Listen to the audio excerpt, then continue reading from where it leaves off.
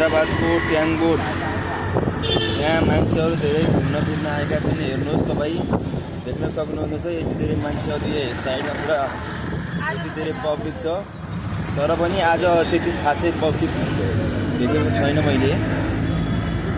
यहाँ देख्न सक्नुहुनेछ पुरा गाडी साइडमा रोकाएर पुरा मान्छेहरू बसिरहेका, पुरा बोयफ्रेन्ड गर्लफ्रेन्ड बनिएको छ। यहाँ पुरा पुरा 10-11 वर्षमा बस्ने रहेछ होइन।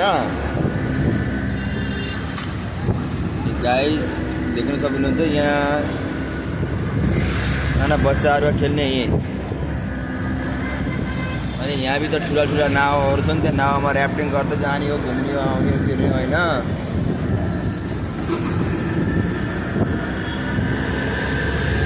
यस्तो छ तपाईँ देख्न सक्नुहुन्छ गाइस। म त अब लागिसकेँ, 10 बज्न लागिसक्यो। हेर्नुहोस् हामी चाहिँ रुमतिर लागिसक्यौँ। यहाँ मान्छे धीरे धीरे खाली हुन लाग्छ। अब यहाँ बस्ने भनेको 11-12 वर्षसम्म यसपछि बस्ने भनेको गर्लफ्रेन्ड बोयफ्रेन्डका काम बस यति मात्रै हो। अरू त सब फ्यामिलीवाला भएको जस्तो मान्छे गइसक्यो।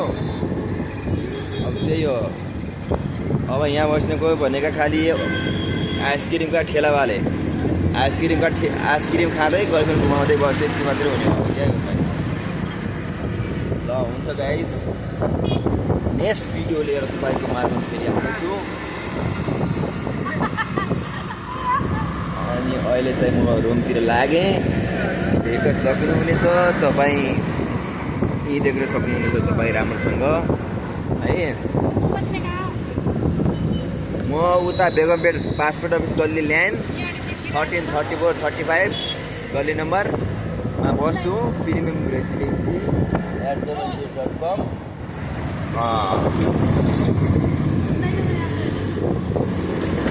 बाई ल साथीहरू सबैलाई गुड नाइट। ल